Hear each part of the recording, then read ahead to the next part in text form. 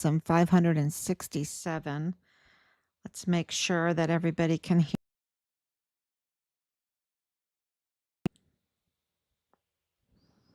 Make sure that I'm on.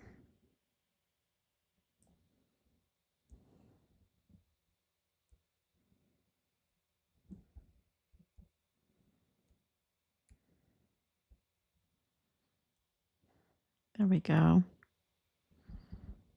Okay. Can you hear me testing? There we go. Very good. Okay.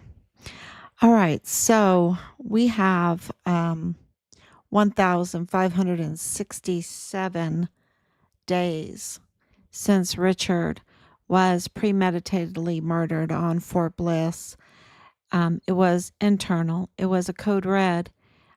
He was betrayed by his very own right there on Fort Bliss, a volunteer soldier. And why would they do that? Distinguished honor graduate. Richard was a distinguished undergraduate, raised in Europe, homeschooled, wanted to be a criminal investigator in the Army, absolutely aspired. His first sergeant said you could ask him anything and he would do it without complaint. He clept out of 6 hours of college math when he was 15, 6 hours of German when he was 15. Like I said, distinguished undergraduate for his cycle in basic training and for his cycle in advanced individual training. Received in the first 14 months 3 AAMs, which are achievement medals, Army achievement medals, and was the guidon bearer. He told us, "It's so bad, Mom. It's so bad. It is so bad." He told Opie, his grandfather, who he wrote. He wrote his Omi and his Opie from basic training. The letter is up there. I've posted the letter. It's beautiful. He's just beautiful, beautiful person. Why would they want to code red murder him on Fort Bliss? It's because he was a whistleblower. It was so bad. And of course, Fort Bliss is the home of the emergency intake center of 325,000 to about 500,000 missing children that are mostly dead now. The military was in charge of them. And then, of course, all the other criminal trafficking from child corn, you know what child corn is, and the weapons and the ammunition. Ammunition trafficking is huge, even organ trafficking. Narcotics is like $90 billion a year, trafficking. And of course, we've done our part. What the Army asked us to do, and that is to investigate, to bring them leads, and we did that. We've documented it. We've identified the crimes. We've documented the crimes. We have filed the crimes with all the agencies continuously. And for, over 4 years now, we have filed all the evidence and everything. And so, all the agencies, our institutions have files. I mean, I can't say all. I'm talking about a lot. I'm talking about hundreds, thousands of documents. Absolutely, it's a lot. It is so much, y'all. And this is all like padding their whole offices, right? They're they don't need to bring in their cushions. They're padded with all of our documents that we have submitted, filed, reported on to these institutions. And, this is why we received the declaration of death.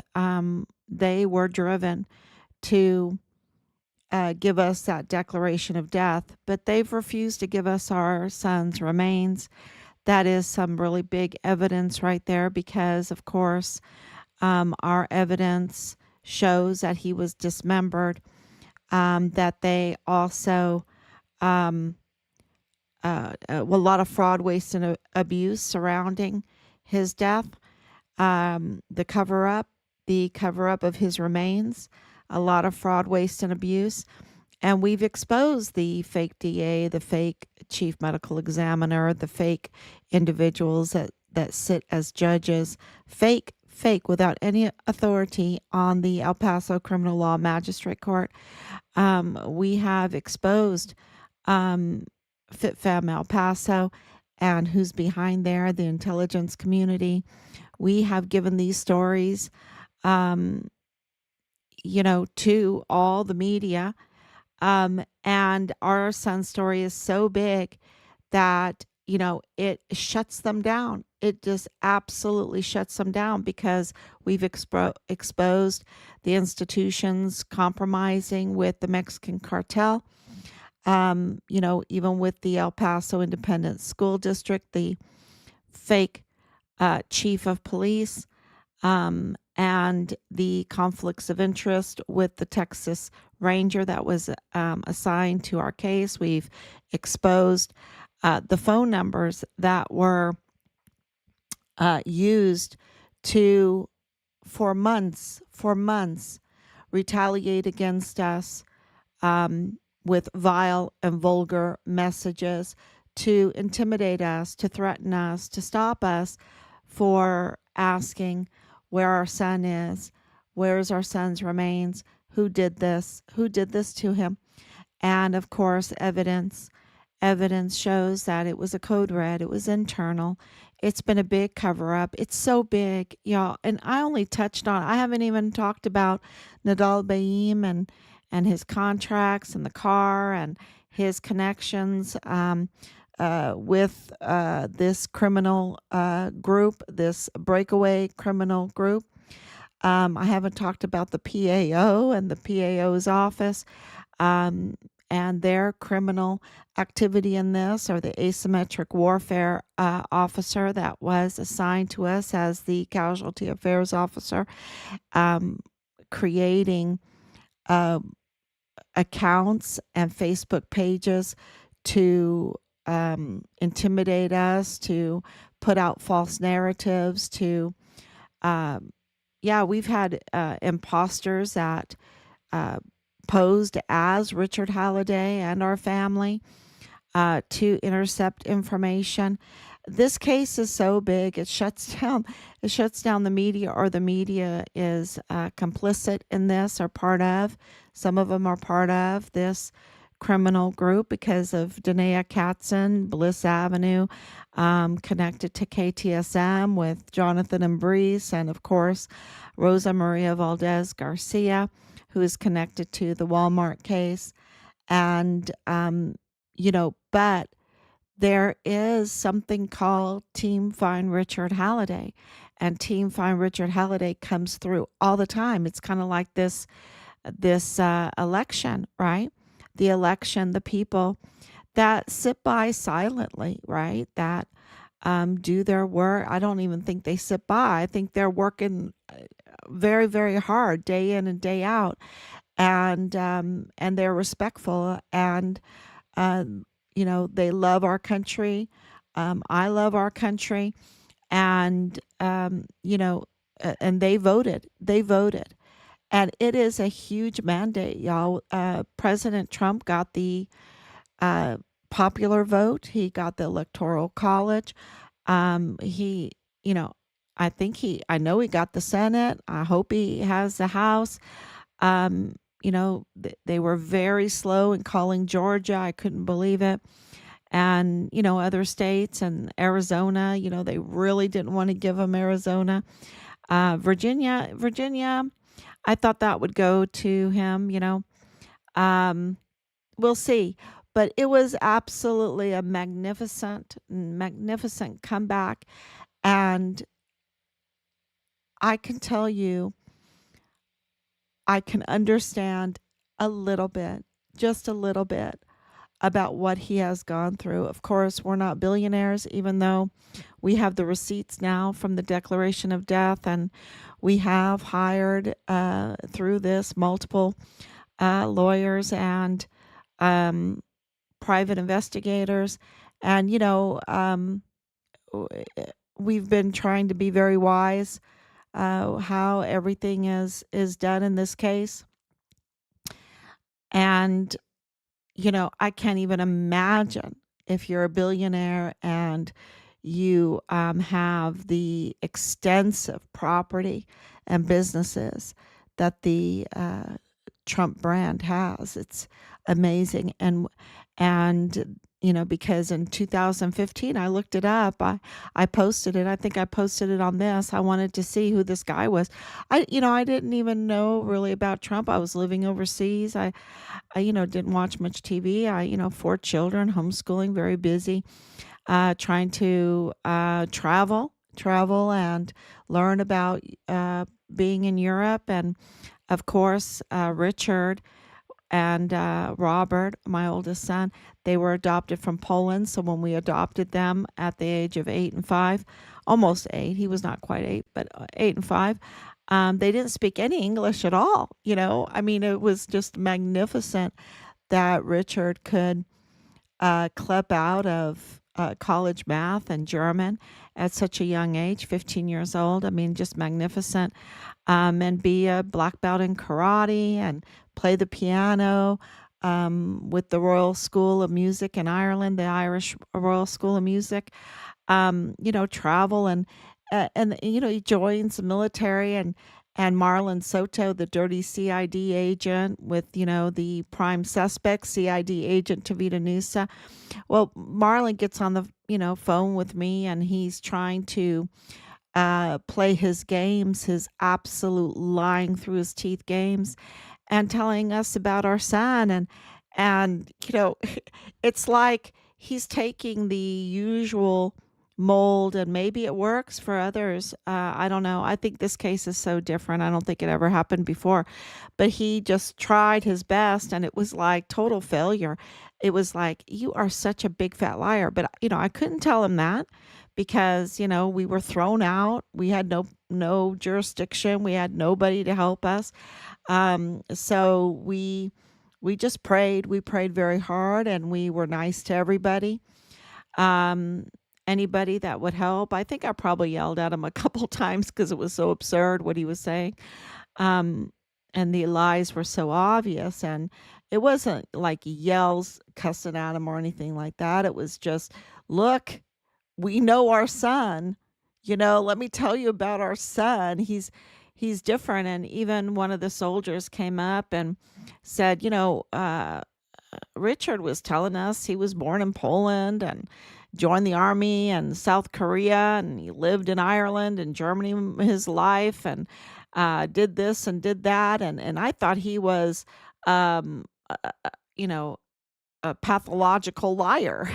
I thought he was a pathological liar, and now I find out it was all true. It was all true, and I'm like, that's what I've been trying to tell everybody. It's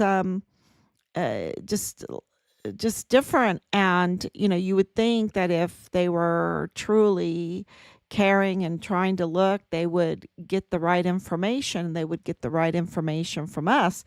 And it was obvious, like Bob Moore, not even wanting to communicate with us. We tried to communicate with him no less than 15 times to give him the truth and to give him evidence. And we did share through emails and everything, but he absolutely responded to us 0 times, unless it was on Facebook and we were saying that Patrick Crucius was autistic, and he got on Facebook on one of my live streams and was like, no, he's not. I know he's not. Excuse me. Guess what just came out not too long ago? Patrick Crucius has autism, and it's not just any autism. I think he's pretty much nonverbal autism. I've been real, that is my suspicion. I know he's autistic. That has been confirmed. He's autistic. He has a severe mental health condition. That has been absolutely confirmed. But my suspicion now is that he's nonverbal. And that puts a lot of problems on this case. And because we have been exposing, we broke the Walmart case. We've absolutely broken it because of these latest hearings that were absolutely absurd. Well, really criminal, absolutely criminal when you watch them and you see the double face of Joe Spencer and you see, that Joe Spencer's mob boss persona or mob boss I guess he thinks he is, I think he thinks he has that kind of power. Um, it seems like it has become pretty central in our son's case because it is intertwined with the Walmart mass shooting case. He's intertwined with Rosa Maria Valdez Garcia. He's intertwined with Lalani Hart. He's intertwined with those that target our son's case.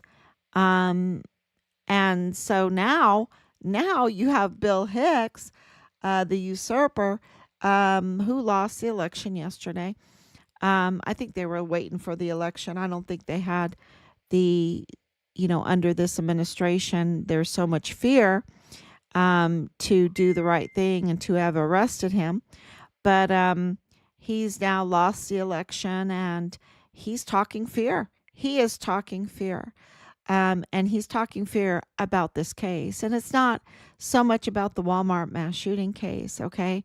It is about Richard's case, I believe. Now that's my opinion. Because Richard's case is so big and it's underneath this Walmart case. And so he's warning Montoya. But we've already communicated with Montoya. He already knows us. He's absolutely knows that we have an open communication with him. And, and we're absolutely open communication with this Trump administration. And so, Team Farm Richard Halliday has been very good to us because of all of our hard work. I guess we have earned some trust.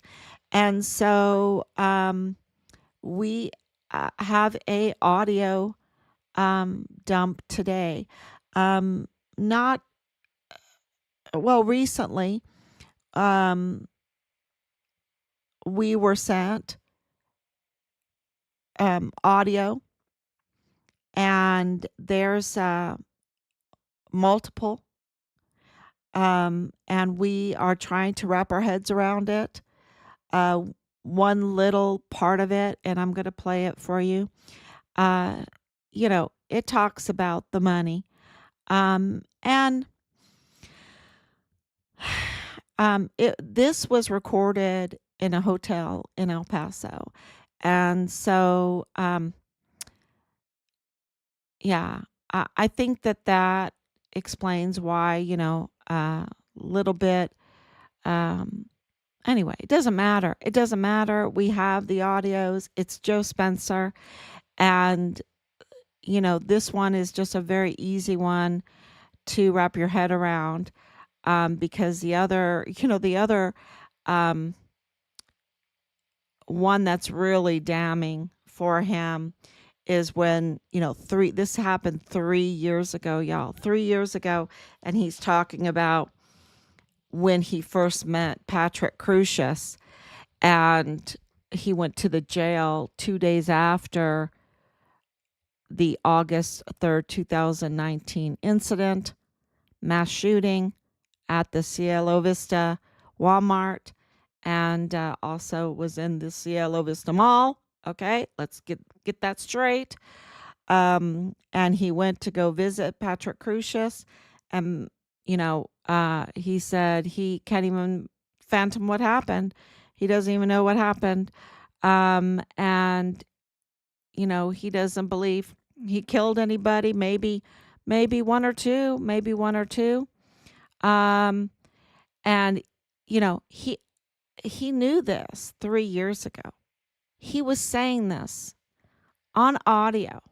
I mean, well, he was saying this in public and it was captured on audio, and now it has been sent to us.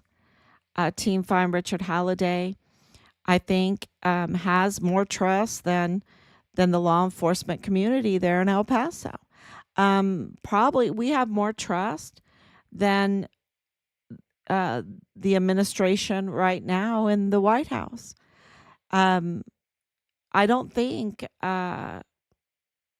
the trust is with the FBI. I don't think the trust is with the FBI in El Paso. That's Jesus Nieto Jr. I think he's lost trust. Why does he get our taxpayers' money then? I don't know. Um, and because they should all have these audio recordings. But it's Team Fine Richard Halliday that has gained trust and um,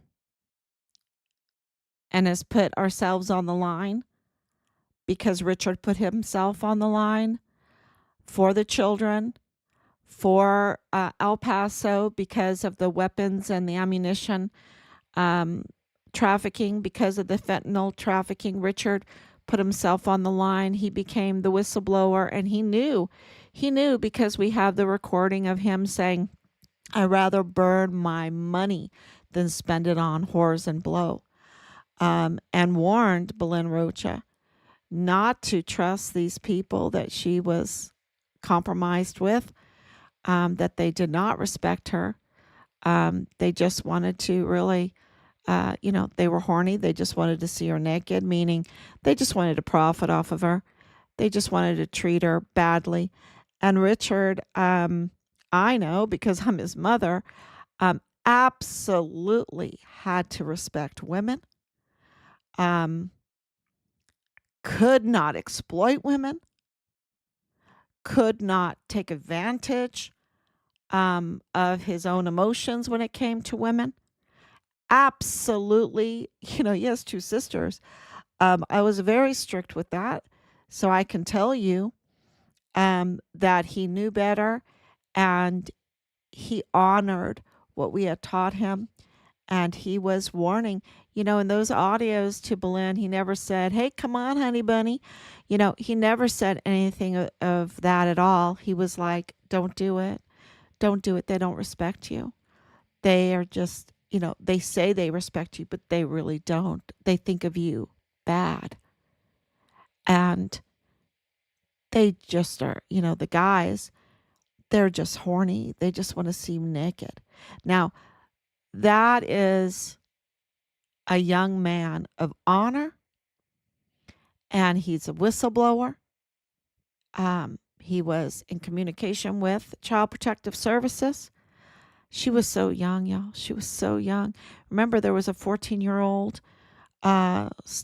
stepdaughter of one of DES Thomas Kane's guards who was living in the barracks being pimped out to the soldiers.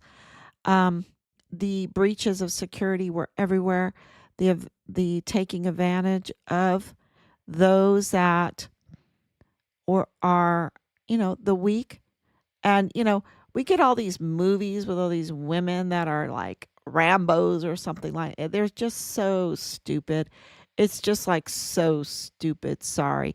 You know, um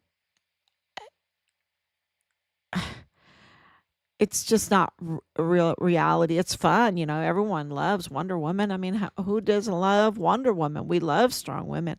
But they're just movies. They're just movies.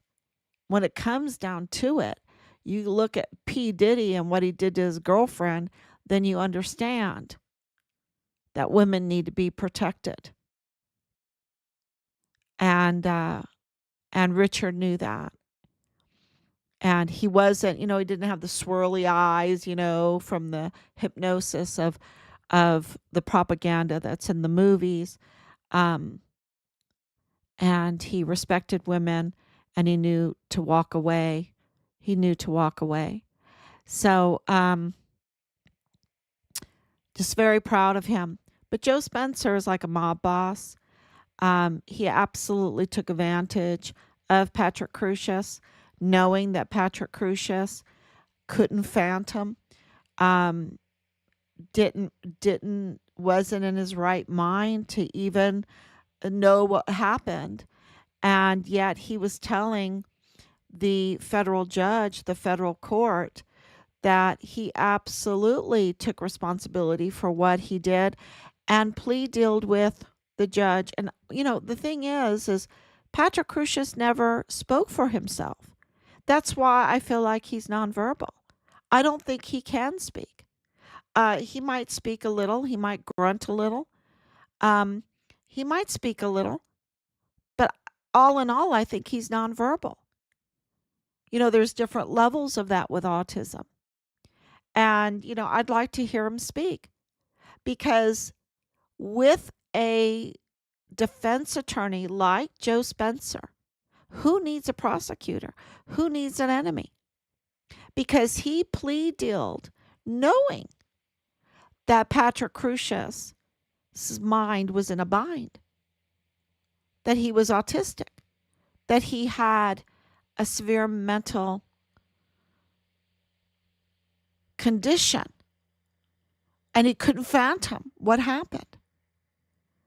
And he was clean when he surrendered himself minutes later. Clean shoes, clean everything. His ear protections had been taken off. You think that, oh, what are you talking about? That's a big deal. Because I don't think that his ear protections were taken off by himself. And then we have Austin saying, yes, they have to be very careful in how they say everything. We have all the indications that he did not do this on his own. And so I think that they took advantage of someone of special needs.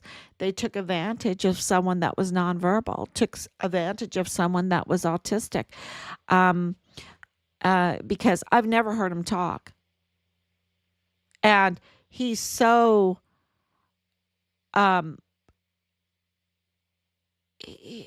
he's not full of rage. He just sits there. And he's so compliant with everything. Come, walk through here, sit down, stand up. He doesn't show any attitude at all. He shows, what the hell is happening to me? He looks malnourished. He doesn't look kept. I don't know how much weight he's lost. And why am I saying all this? Because Joe Spencer, he's obligated to put all of that on the table to defend Patrick Crusius. So Team Find Richard Halliday, we didn't get the millions and millions and millions of dollars. I think it was like $5 million in the first year, $3 million every year after. We were in our 5th year. They want 2 more years. I mean, millions of dollars. And we asked for an open records from Amy Snoddy, from Austin. We want to know how much money has been spent. And, this is state and federal funds, right? Why can't we know? And they don't want to tell us how much they have spent. I think everybody needs to put in an open records to Amy Snoddy. So, this is what roads did not get paved? What taxes had to be raised? How much property tax do El Pasoans pay? It's huge. You're paying for this scam, this sham, this, for Joe Spencer to take advantage of a special needs individual and not give him an adequate defense and plead him for 90 life sentences in the federal court and then in the state court, which is a total different jurisdiction, parade him around in his prison clothes, in chains, unkept, look like he's starving, with a bulletproof vest on, tampering with the jury pool, obstructing justice.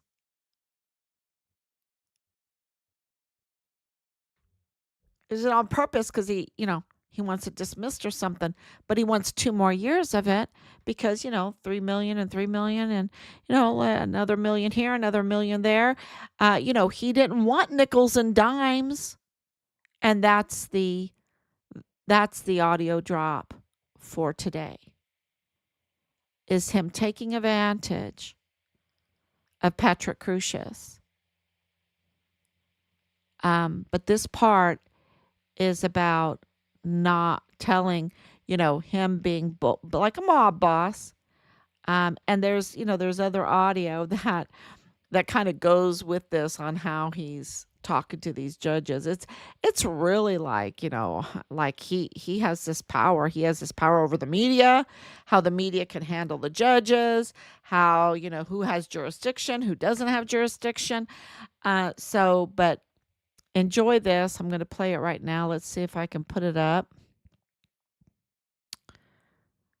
I hope I can.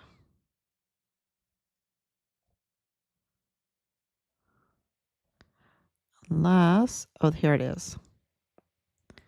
Here's a display. There it is. Okay. Let me put I'm not so great with this.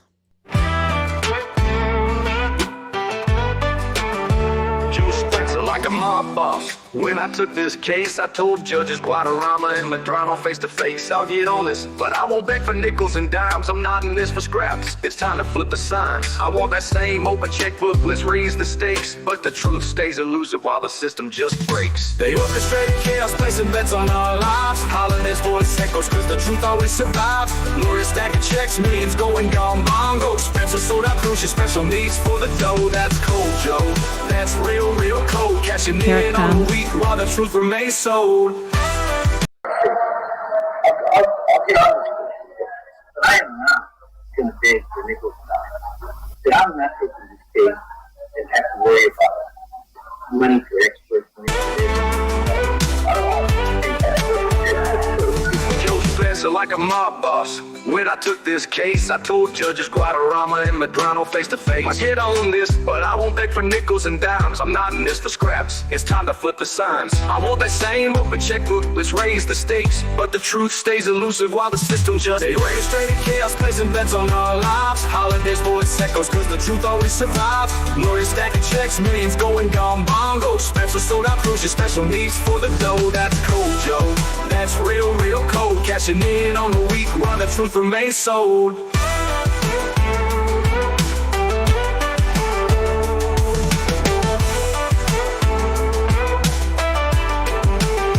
Cashing in on the weak while the truth remains sold. Cashing in on the weak while the truth remains sold.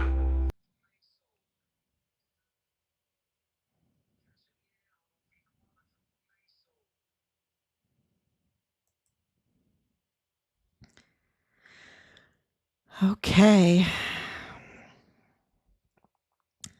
Hi, Anicia. Thank you so much for coming on. Thank you for your prayers and your love because, oh my goodness, it's just, we're just getting started. We're just getting started. We've put down the foundation for 4 years, and that's what that was, putting down the foundation. Thank you, Nina. Thank you for the blessings. And justice for Richard. Absolutely. And justice. We've broke Richard's case. We've broke the Walmart mass shooting case.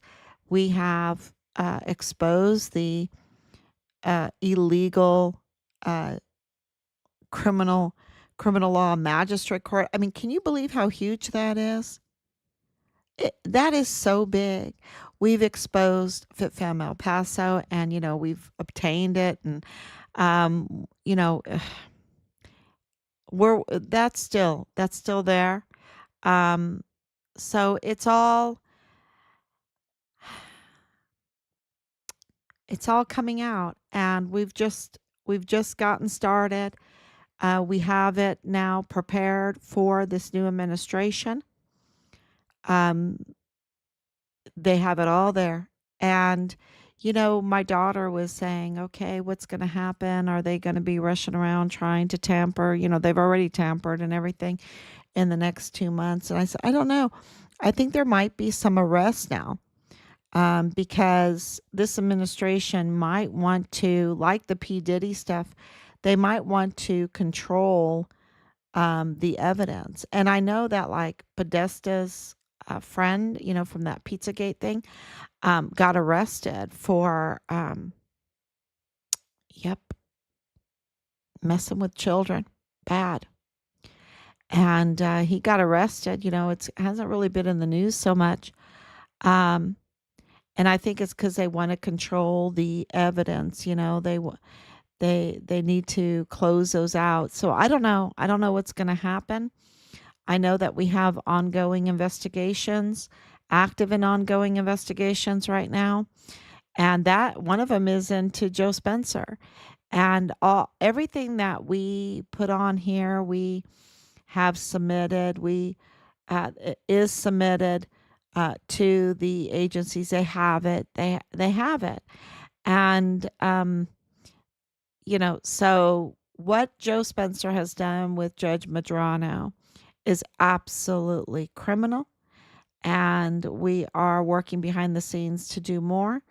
And it is covering up our son's truth.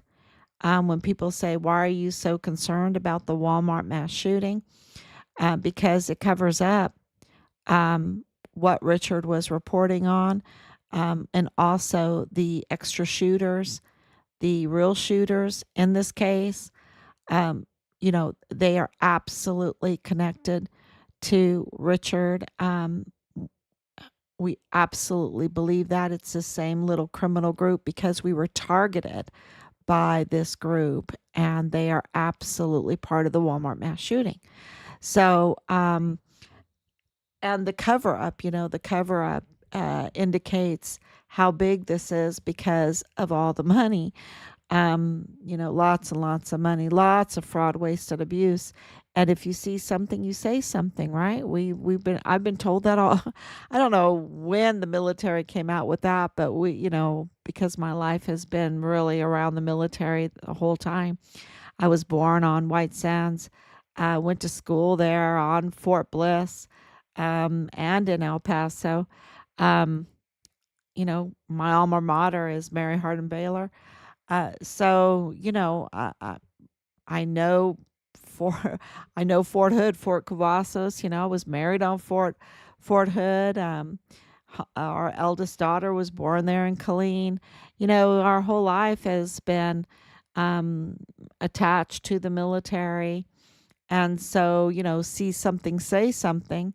That was just always in our family too. And Richard saw something, and he said something, and he said it's really, really bad. So, of course, it had to do with children because of the Child Protective Services, because of FBI Houston, which is the child trafficking part of the FBI, and in discussions with the White House. And don't forget the IG and the CID and 911, and don't forget the tracing that we did of the phone calls. And it was like uh that's going to be interesting. That's going to be interesting now. So just that has not been forgotten. So there's all of this evidence, mountains of evidence, and now we have these recordings that will release. That was just a quick little a snippet. I'll clean it up a little bit, get them cleaned up a little bit. There's backroom noise in there, and share those with you. because I think that the people of El Paso deserve the truth. And with or without this election, we were going to do this. And it's just, uh, more attention now. I cannot tell you how many people, even in Germany and um, just around the world, that communicated with Team Farm Richard Halliday um, because of this election, thinking, "Oh, finally, finally," and for a long time, they're like, "How can you do this for so long?" I'm it's like, well, every day this investigation has produced something. There's been so much breaking news every day, and it's so big. And, um, so as long as that investigation proved to be what the CID and the military wanted, they wanted it to be a cold case, right? That's what they wanted it to be. But that's clearly it proved them to be criminals, the ones that are in this rogue criminal group that are attached to our son's case. And they wanted to cover this up. They wanted to cover this up and hide it and tell us lies and not give us, not tell us that our son was dead. That was not their choice. They were driven. And I think Americans now know how powerful their vote is. Their vote is so powerful and it's so peaceful. It's such a wonderful way um, to win, right? It's such a wonderful way to win.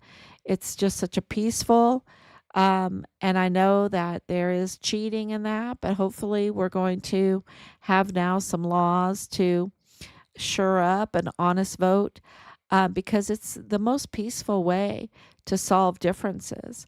And it was just a beautiful thing to see yesterday. I know some people are pretty sad or upset or whatever.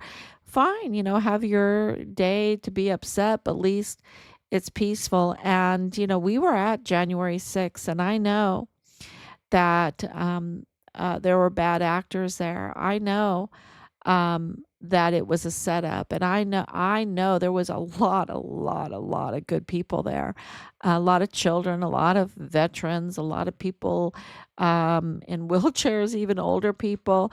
Um, the Korean group, the Chinese group, the Hispanic group, and they were all peaceful. We were praying, we were singing, it was so cold. It was so cold. But there were some bad actors there, and the way they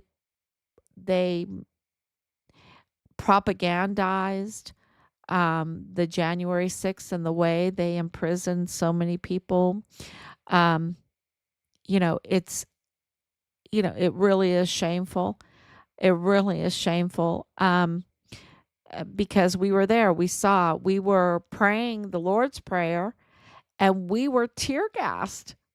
So there were bad actors there that wanted us to trample, that wanted to egg us on, that wanted to get us angry.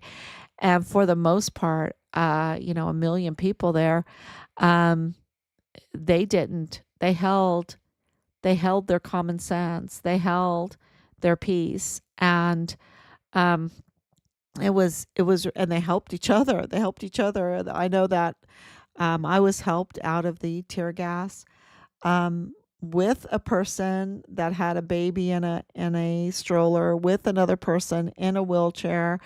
Um, yeah, I can't even tell you uh,